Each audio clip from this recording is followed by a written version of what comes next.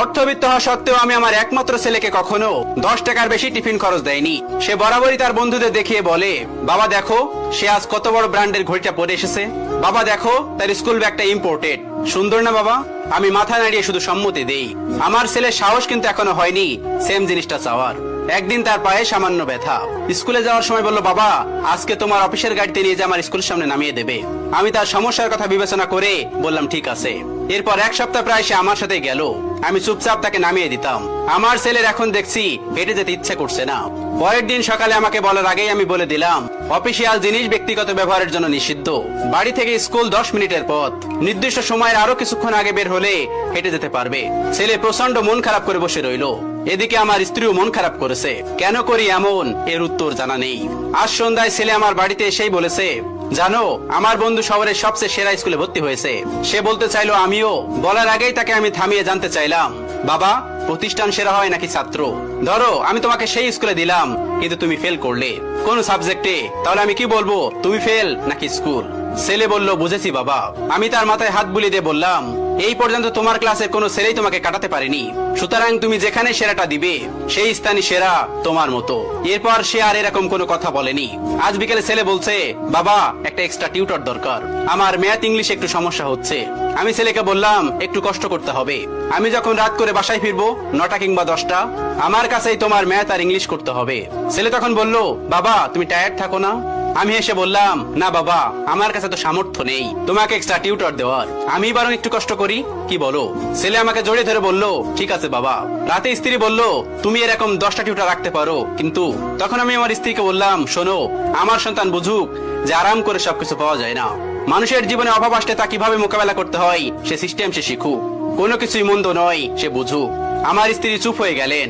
মাঝে মাঝে আমার ছেলেকে নিয়ে আমি ফুটপাতে হাঁটি, পথ শিশু থেকে শুরু করে বিভিন্ন মানুষের সম্পর্কে জানাই। সে জানুক পৃথিবী শুধু চিন্তায় সুন্দর, বাস্তবে খুব কঠিন।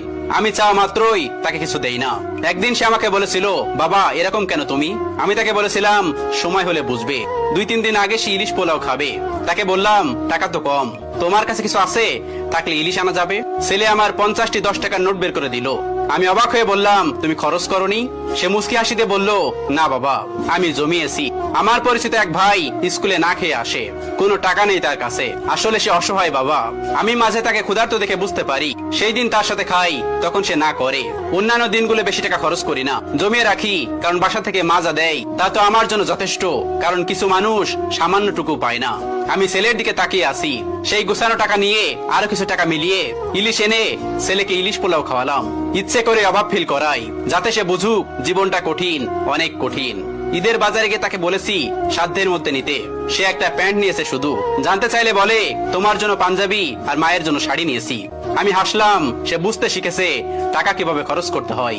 একদিন বসে বসে সে আমাকে বলতেছে, বাবা সায়েমটার মানুষ হলো না, অথচ আঙ্কেল তার জন্য নিজেকে উজাড় করে দিয়েছে, যা চেয়েছে সে তার সবটাই তাকে দিয়েছেন। আমি ছেলেকে বললাম, আমি কি কিছু দিতে পারিনি তোমাকে? ছেলে আমার কোলে মাথা রেখে বলল, প্রতিটা চাহিদা পূরণ করে শিখিয়েছো, অভাবে যেন স্বভাব নষ্ট না হয়। তুমি জীবনে আমার যা শিক্ষা দিয়েছো বাবা, তা সবকিছুর ঊর্ধ্বে। তুমি শিখিয়েছো অভাবকে কিভাবে ভালোবাসতে হয়। আমি এখনো জানি আমার বাবার আমি ছাড়া আর কিছুই নাই, বাকিটা আমাকে করে নিতে হবে, সবকিছু ইউটিলাইজ করতে হবে। আমি সাধারণ জামা কাপড়ে হীনমন্যতায় ভুগি না বাবা, কারণ আমি জানি আমি কে। তোমার দেয়া শিক্ষা আমি সারা জীবন ধরে রাখবো বাবা। চাওয়া মাত্রই পেয়ে গেলে আমি কখনো জানতামই না 50 দিন না খেয়ে টিফিনের টাকা জমালে 500 টাকা জমা হয়। তুমি আসো বলেই সম্ভব। আমি মানুষকে মানুষের চোখে দেখি, আমি বুঝি জীবন কতটা কঠিন। আমার স্ত্রী আজ অনেক খুশি, আমার স্ত্রী বুঝতে পেরেছে আমার উদ্দেশ্যটা। প্রায় 10 বছর পর ছেলে প্রাইভেট কার কিনেছে নিজ ইনকামে। হাসতে হাসতে বলে, বিগত 10 বছরের টিফিন মানি জমিয়ে এবং হাত খরচের টাকা জমিয়ে এটা কিনেছি। বুঝতে পেরেছি আমার ছেলে সঞ্চয়ী হয়েছে, সাথে হয়েছে মানুষও। সপ্তাহখানিক পর সমস্ত সম্পত্তি তার নামে লিখে দিয়ে বললাম, সামলে রেখো। ছেলে দলিল আমার হাতে দিয়ে বলল, তোমরা সাথে থেকো, আর কিছু আমার লাগবে না। আজ তাকে বুকে জড়িয়ে ধরে আমার স্ত্রীকে বললাম, দেখেছো আমি ভুল করিনি। আমি আমার সন্তানকে মানুষ করতে জীবনের শ্রেষ্ঠ শিক্ষাটাই দিয়েছি, যেমনটা আমার বাবা দিয়েছিলেন আমাকে। আমি অভাবে সন্তানকে লজ্জিত হওয়া নয়, বরং দৃঢ় থাকতে শিখিয়েছি।